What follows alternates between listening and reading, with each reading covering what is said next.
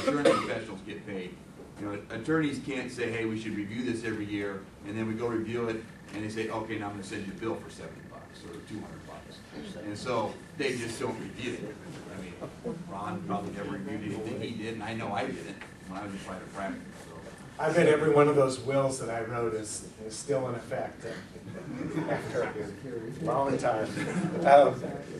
Let's see. Oh, the other side of this piece was the checklist. I've been impressing on you how important we think the process is, and this is the process. So here's the funny thing about small business owners. The biggest problem you're going to run into is procrastination, and you guys know that. I'm not telling you anything, right? But at least if you know what the next step is, you can say, we need to do this, and you can keep bugging them until the next step gets done. Because business owners, they're just busy. That's why they're successful.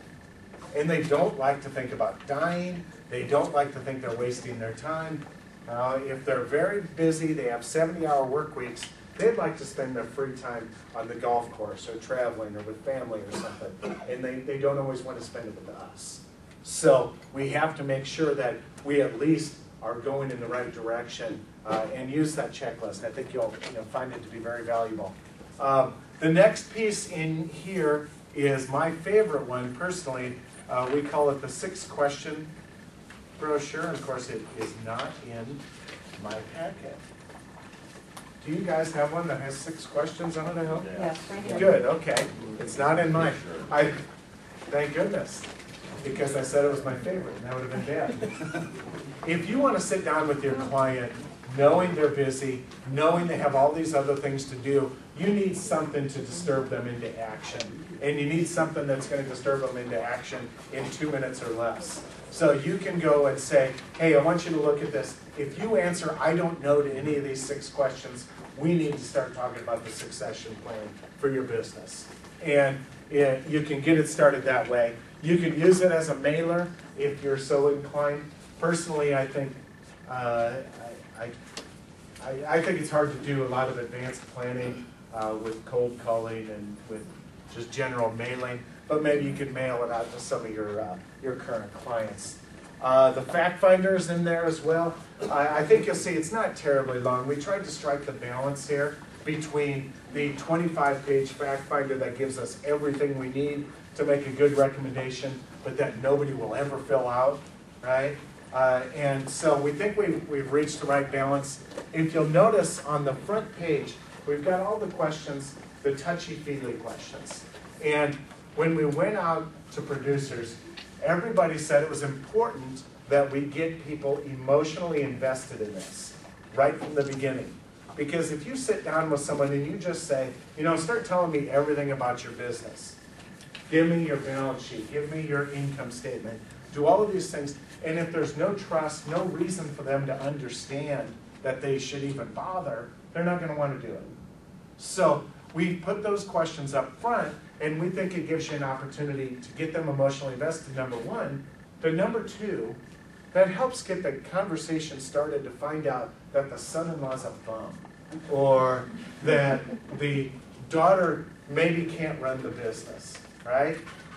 How many recommendations have you guys come up with in the past where because of something that nobody ever told you, they're never going to follow that recommendation, right? If you say, oh, I've got the best way in the world for Johnny to take over this business, but we know that Johnny is never going to be able to take over that business, you just wasted your time and theirs. So we've got to find out what matters to people, what concerns people, and what they really, really think. And it's just the beginning. This is a long process for sure, but we think that's a great way to start. So that's why we do the Sergeant Friday thing. All right, in the end, what does the owner want? There are no right answers for succession planning. There's only answers that are right for your clients. Okay? So it could be one of 1,000 different possibilities. There are no canned answers here.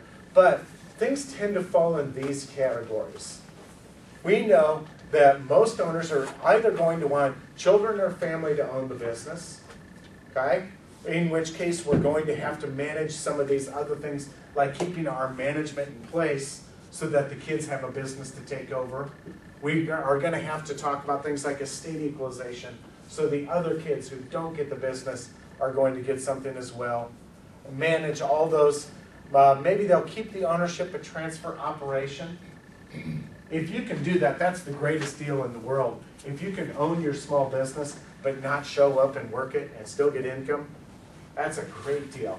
It's hard, right? It's pretty uncommon where people can do that because you have to pay somebody to do all the work you were doing. So it doesn't happen that often, but sometimes selling the ownership but keeping the operation, keeping the management responsibilities works. And this is the example with Mark and I before. What if I sold the business to Mark but I stayed on as a consultant?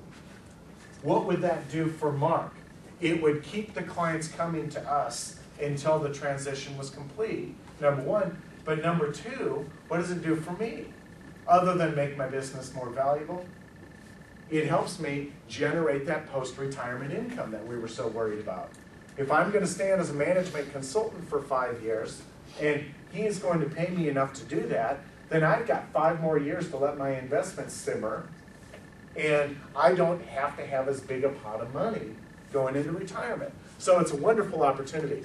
Cash out and run, I know a lot of people love to do that, but again, that's just not what we do. They need a business broker, not us.